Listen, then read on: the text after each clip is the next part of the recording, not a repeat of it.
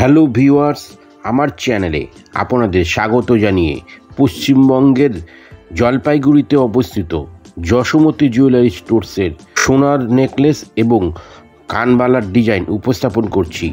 Description বক্সে দোকানের ঠিকানা এবং ফোন নম্বর দেওয়া আছে। ভিডিওটি শিক্ষা এবং তথ্য প্রদানের উদ্দেশ্যে বানানো। ভিডিওটি ভালো লাগলে লাইক এবং শেয়ার করবেন। ধন্যবাদ।